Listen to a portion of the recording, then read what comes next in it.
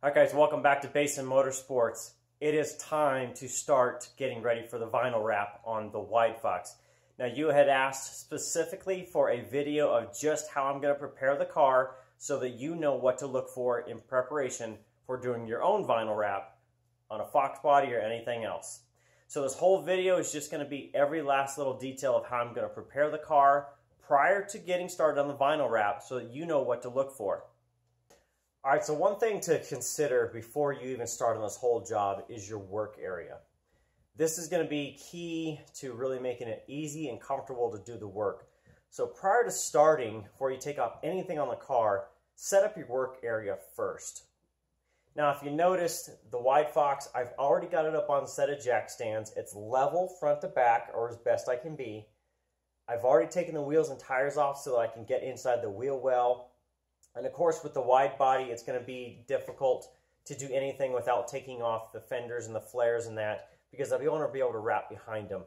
So at this point, I'll be able to take them off, but I have space side to side. I've got approximately 2.5 feet on each side of the vehicle to easily walk down the side, plus I can also work there without having to worry about bumping my elbow into a shelf or a wall or anything else. So make sure your work area is set up side to side, front to back. You want space to be able to do this stuff comfortably because you're going to have to kind of twist and conform to get the vinyl to wrap all the way around the car. Now also notice that since I set it on jack stands, you notice the height. The top of the roof is somewhere close between my chest and my shoulders.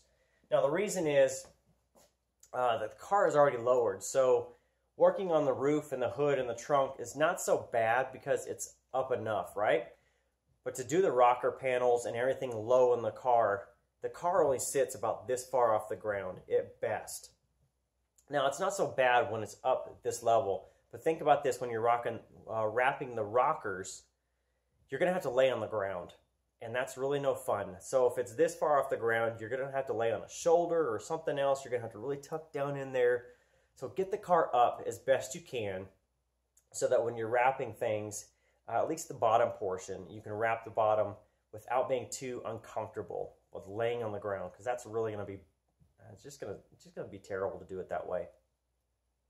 You can always lower the car down. Obviously, to be able to pull vinyl this way is going to be tough because it's, you know, almost shoulder height. It's almost straight out, and I really can't get a good reach. So at that point, I can then, when I do the roof, which will probably be one of the last things I do, I can always put the wheels and tires back on. I can set the car on the ground, and then it really drops it down low to where it's kind of almost chest level and below, where it's ergonomically good, and I can pull really good to get the vinyl to stretch. Now, another thing to note is that you're going to have to take off all the trim on the car to be able to do a color change. I'll explain what that is, but basically when you take off all the trim, set yourself up an area to where everything can kind of be cataloged. You can lay it out nicely. You don't have to pile all the trim parts on each other. So you can take out something like this. Now, if you have an extra bay, a table, or anything else, spread out a blanket. That way you can lay out all your trim on the pieces. You can lay parts together. If you have to take off clips or anything else, you can put them in a Ziploc bag. You can lay everything else out, see where it is. It makes sense. You can put washers and things together. But just make it nice and organized. It'll save yourself a lot of hassle when you have to go put stuff back on because you don't have to go searching for parts. Lay it out, even if it takes a week to be able to do a vinyl wrap for you. Lay it out in a place you can do it. Spare bay, a table, whatever you have to do. Heck, you can even put it under the car as long as you don't kick it. And that way it's going to be safe and sound until you're ready to put it back on. Okay, so in vinyl work, there's going to be two types of what you're going to hear commonly, or how they're going to do it. One is going to be color change, and the second is going to be digital print. So think of a color change as you're changing the complete color of the car. So the WideFox is now black. It's variations on shades because it's had multiple black colors put on it of paint and that. It's all going to go to one color, so it's going to be considered a color change. Now with this, the reason you're taking off all that trim and everything else is you're going to try to wrap the vinyl behind the trim so that when you, I guess, get the car back assembled, you never realize that the car is not the final color. It all looks like paint, and that's kind of the point. You don't want somebody on a color change to look at it and go, oh, that car obviously is red, but they've done something with it because I can see seams or I can see everything else. The goal is to kind of, mimic paint, if you will, but it's going to color and it's going to bend around and it's going to go around all the panels. So all the way around the fender on the back side, the flares, the doors, windows, all that stuff. It's all going to go behind all the trim, so you'll never know that this car or whatever car it is has been changed. The second one is going to be a digital print. Now, a lot of times these kind of blur the line. So think of a digital print like a sign, like a rolling billboard. A lot of times the car color, black, white, blue, whatever it is from the factory, a lot of times they match a wrap to that color, and then they have like a digital print on it. So it may be a graphic, it could be, probably a lot of times you see this with commercial vehicles or something for a company. It's wrapped and maybe it's a white truck with a blue graphic on it, but if you really looked at it, the base of the graphic is white so that it blends into the truck color and you never realize it's a complete wrap. It's not like a etched or a notched little sticker. It's basically a big square and the outline of it is the same color. So WideFox is going to be a color change, and that just means basically everything is going to be stripped off. So let's get started with what to do on the trim and everything else, and I'll show you piece by piece. I'm going to start at the front of the car, work our way to the rear, and I'll take off everything I need so that you can see kind of how to do it. So on the Mustangs themselves, you kind of have three major components on the front end. Call it the front fenders, I'll call that as one. You have the front fascia as two, and then you've got the hood as three. Your minor components are going to be your wipers if you're running them, your windshield molding all the way around, and then your cowl piece. So in order to start this stuff, obviously you start with the top stuff, which is going to be your wipers. These right here at the base, there's a clip you slide to the side, then lift up, and then you can kind of jiggle them off. Now once you do those, you can then take your cowl piece off. On the early models, obviously this goes over your windshield molding, so there's screws on the front. You have to lift up your hood. There's 3 or 4 screws on the front. There might be screws on the top, and then you're going to take those pieces off. Now on the 79 to 82s like I have, this piece separate here at the base of the windshield is different, so you've got screws in it that will come off. Then you can take off this top piece, pop it off, side pieces, and then the bottom pieces. So the rear windshield is the same. It's always going to be the top, sides, bottom for your front and rear windows. All right, so on the 7982, I mentioned where the screws are. Now, if you have a factory hood seal that goes across the top over your cowl on the engine bay here, one thing you'll notice is that it's going to cover these screws. So you'll have to kind of bend it down out of the way, and then these 3 bosses are where your screws are to take your cowl off. So once that's done, this lifts up, slides out, cowl's off. And your cowl piece here has 4 screws across the front, just a Phillips screwdriver. That will take those off, and then you have complete access to your corner pieces on the bottom of the windshield. All right, so now how you take off your windshield molding is a little bit different for everybody else. They do make window trim specific trim tools that you can use to get all the windows off. I actually most of the time just use a standard trim piece. Now this is the same thing you can use on door panels or anything else. And I always have a backer. So this piece itself will go on the windshield, and then I put this on top to be able to pop the clips up. Now the reason I do this is that by doing this and making the fulcrum here on this piece here, what it does is it takes the force and spreads it out.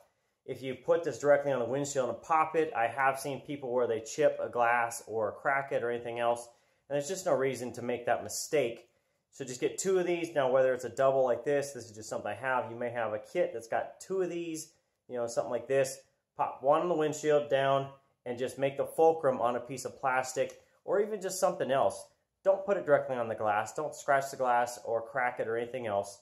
Just use a piece of trim, pop it up, done. So when you go to take the windshield molding off itself, you're just going to pop those up. Now the molding is held on by metal clips that are actually attached, or they snap onto a little stud across and around the body. So when you pop off the trim itself, you may dislodge some of those clips. Just keep track of them. You can buy extras, but if you just keep track of where they go, you don't have to worry about it, even if you have some extras in the garage. And then you can just take them and throw them all into a plastic bag, like a little sandwich bag or something, and then it all goes back together pretty easy. Okay, so this is what kind of your metal clips look like, if I can get them out there. I mean, they're small, they're only about 1/2 inch by 1/2 inch, so they are going to be hard to locate. Thankfully they're metal, so you could always get a magnet or something, but just keep track of them. When that trim comes up, you might hear it go ting, and then it starts sliding down the windshield or anything else. Just keep track of them, put them in a bag, whatever you're going to do, and that way you can keep track of them. Now across the top there should be 5. Across there should be 5, so if you're missing any, you're going to have to replace them.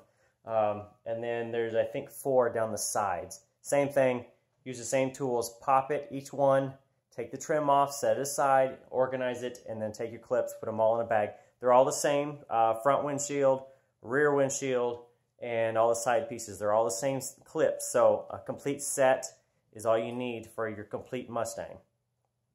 All right, so with the front windshield done and the cowl done and all the trim pieces there, we can next move further down the body.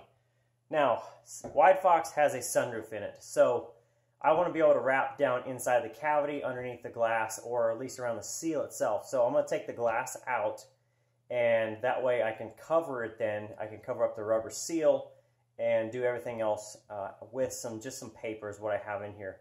Now that'll keep stuff from any sanding dust or anything else I've got to do to the car. That'll keep it from going down in the interior, and that will keep it also out of the sunroof drains, because I'm going to plug those. I'm going to use some earplugs, what I'm going to do. So foam earplugs, just plug them down in there. That keeps dirt out of that. And then you can sand around the edges, clean everything out, and then you don't have to worry about it going down inside.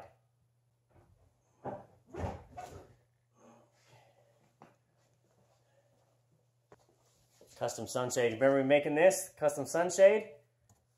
Man, that was awesome this weekend. So now with this opening, all you have to do is really just take some painter's tape, some blue painter's tape, like this. And you can put some paper on the inside of this, and then you can just go to this outside edge. That way it's going to keep anything from going down in here.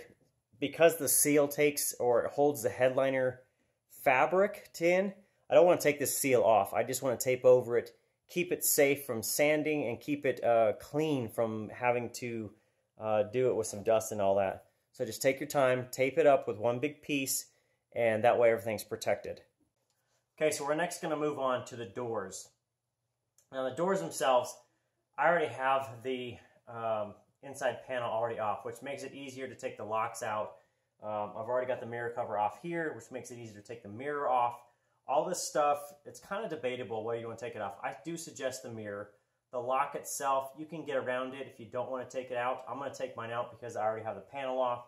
It's kind of your discretion on what you want to do. The mirror itself, it's got 2 studs on the inside. Now you may have a cover here on the Aero cars. It's, I think, 1 screw. On this one, it's going to be, this is a manual piece, so it's going to have basically 1 set screw in the bottom, and then this will come off of the mechanism here, and this is held in with a grommet. Now it's got 2 9mm screws on the inside, so just use basically a driver and a 9mm socket. Take the 2 nuts off, and then you can take this grommet out, and then you can take the mirror off and get it off the car. Alright, so your doom molding themselves, once the mirror's out of the way, you should have 1 screw up here.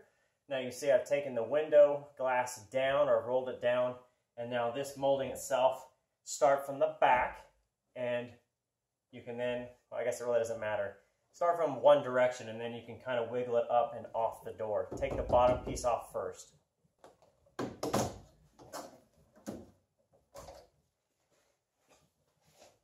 All right, so the next piece is going to be your glass run rubber. So again, you can just peel this back.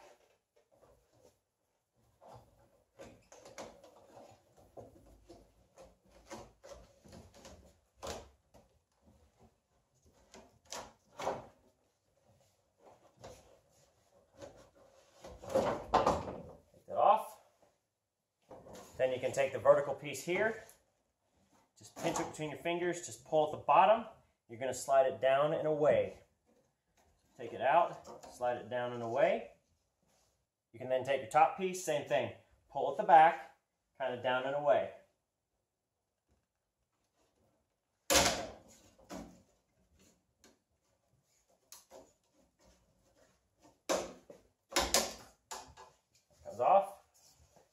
Okay, so the last piece is going to be the top molding here. Now it does have a Phillips screw at the very bottom on the front, so make sure you take that first out before you try and take it off. And then once you're done there, you can just peel it from the front edge, kind of pulling down this way, and then just kind of peel it out and away. Alright, so the last thing really on the door you're going to be concerned with at this point is going to be the lock and the handle. Now the handle itself, if you can take it off reasonably, like you've already replaced it and you've got 2 bolts on here, I would suggest taking the handle off. And the reason is you want to be able to wrap inside this handle recess itself. If not, I'll show you how to do it when I vinyl wrap it, but I would just say cover it in some painter's tape. That way you can put the wrap over it, and that way it won't stick. It'll stick to the tape without really bonding well, because it won't stick to this tape very well. Do it that way. Now the lock itself, I would suggest taking it out.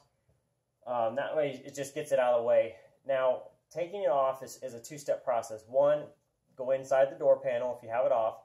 There's a rod that goes to the back of this with a plastic clip. You just put your finger in there, you pop the clip to the side, pull the rod out, and then to take the lock out, all you have to do is take this clip here. You just basically pop this out, and then the lock itself will come out the front.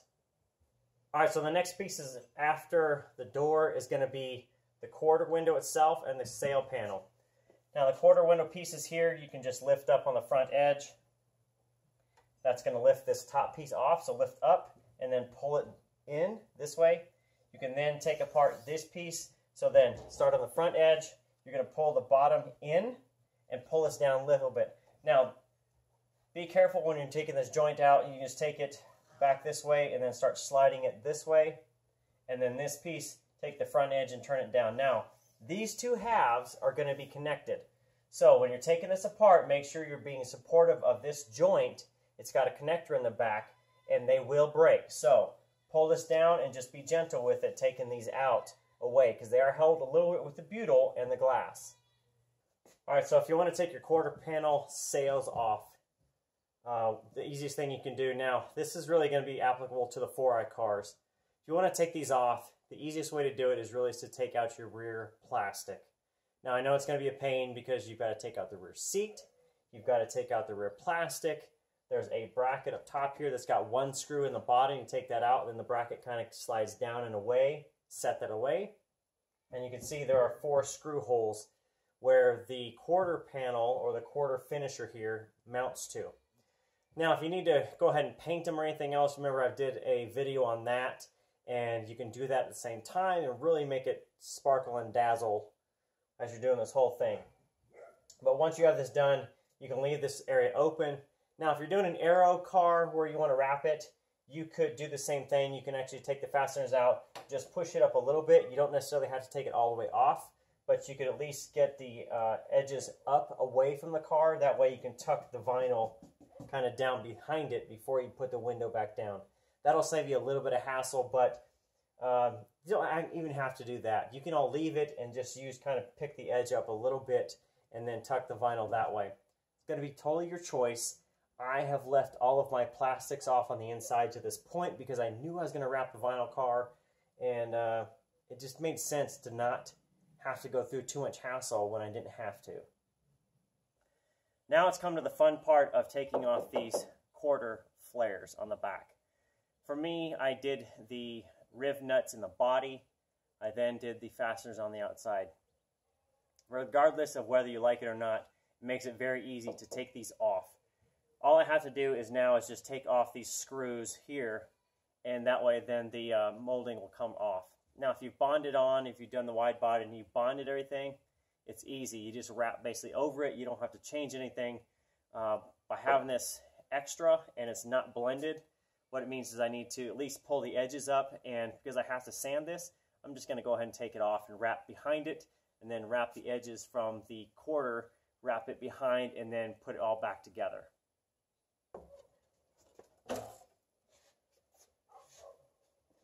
Okay, so once you have your rear quarter fender off, you can go ahead and take your rear window trim off.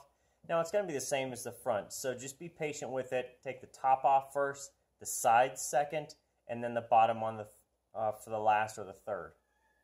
Now remember the clips, they may actually stay with the rear window molding itself, but you're going to want to take those clips off, so you can use a plastic tool.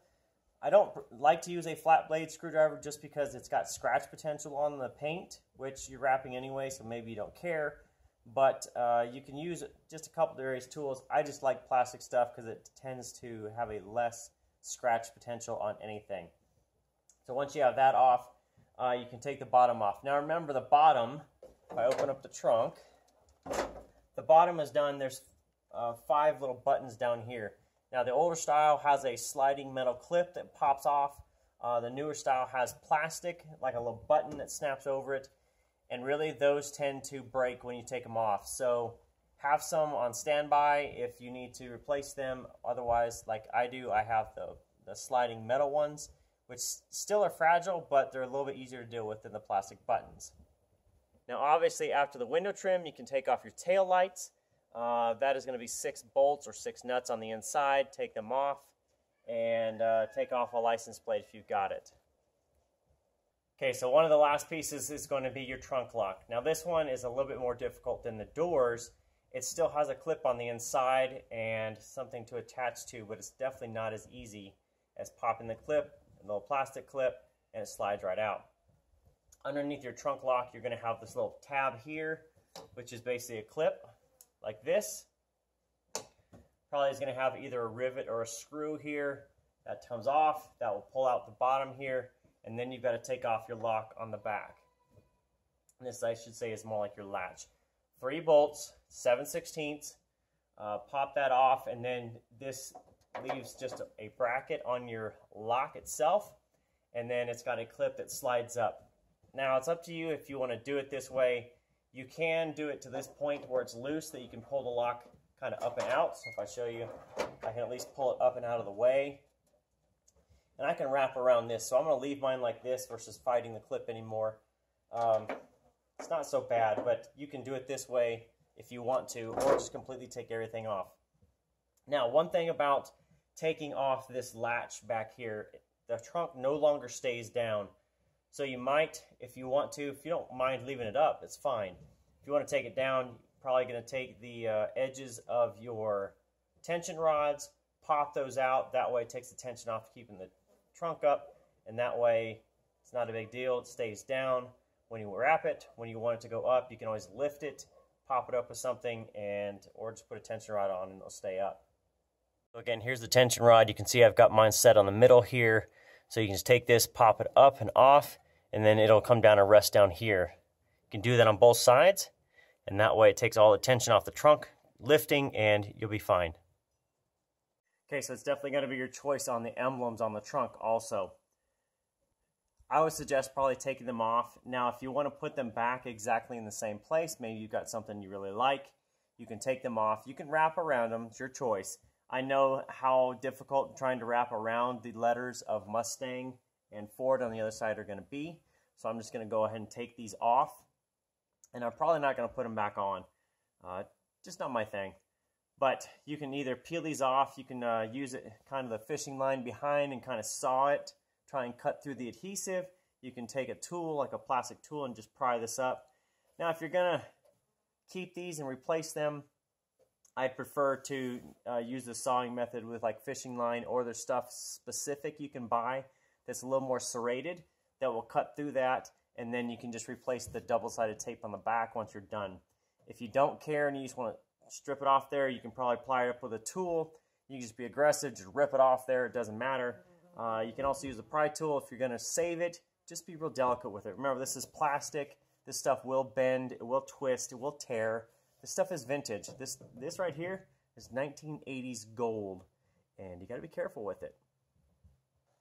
Okay, so the last probably 2 big trim pieces, as I'll call them. Once you have the complete car taken apart, last 2 pieces are probably going to be your front bumpers. Now, I'm going to leave mine on for the point now, just because of floor space. I can wrap around them, but once I start wrapping like the front of the fenders, I need to tuck behind this, so it's got to come off. It's kind of, it's going to be hard to deal with otherwise. So it's going to be your choice, whether you take it off now, whether you put it back on to wrap it. You're going to want to have it on the car to wrap. Just makes it a lot easier to deal with, because it's mounted to a solid structure, it makes it easy to kind of bend and stretch and wrap around it.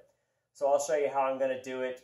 I will take them off for now because they're going to be probably the last two pieces I put on the car. And I will probably wrap the whole rest of the car because I have to fix an area up here on the front.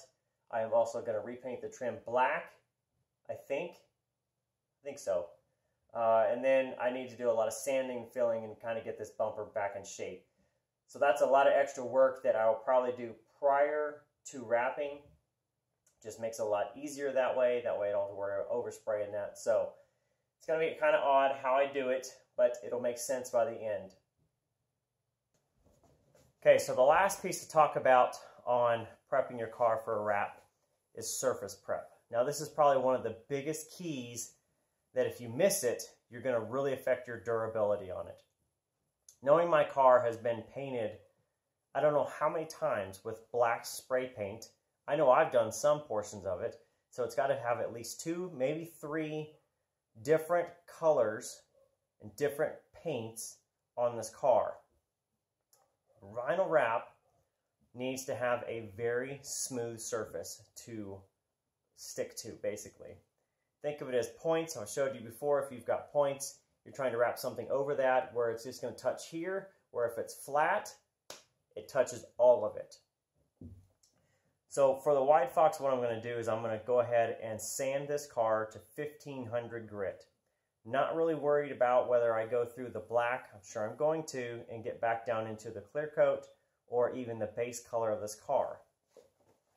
If you've seen it in person or anything else, you know that I've already done some test panels, I've done some test areas. You can already see I'm going through the black and getting down back into the gray or into the base color itself. As long as the surface is sealed is what I'm looking for. I do not want to get back into base metal. I do not want to get back into primer. I want to stay inside the paint or the clear coat because the surface is sealed and I don't have to worry about corrosion or anything else that the vinyl will kind of penetrate into and bond to. It won't really do well bonding to paint like permanently. It will stick. It'll stick well, but it's not going to be to the point where I have to take a sander to this car to get the vinyl off in a couple years if I want to. So the hood has already been done, and I'll tell you, it is very smooth. I've already done it twice, wet sanding to 1500. If you can kind of hear that. Pretty smooth and nice. If I come over to the top of the car, which has not been done, it is seriously rough. It is rough, like stubbly. So I've got to do this, and plus, like I mentioned previously, it is covered in pork grease. So that's got to be cleaned while I sand. That way it wasn't such a big deal because I was already planning it, but you can already see how much nasty is already on this car.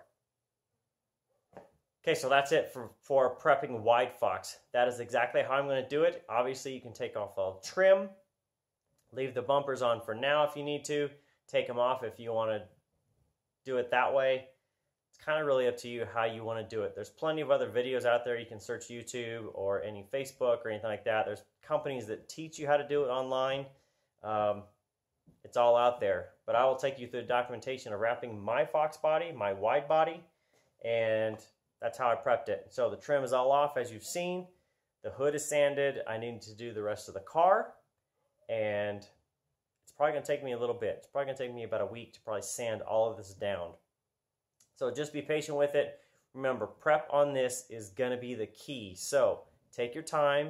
If you've got to sand it, if you have great clear coat right now, maybe just use a clay bar. Get it back to a nice, very clean surface. Clay bar it, and then you can start from there. Get it nice and smooth, however you've got to do it. So that's it from Basin Motorsports this time. This is how I'm going to prep the WideFox to get it ready to go, to wrap it, and we will see you next time on the vinyl wrap. We about to turn it on.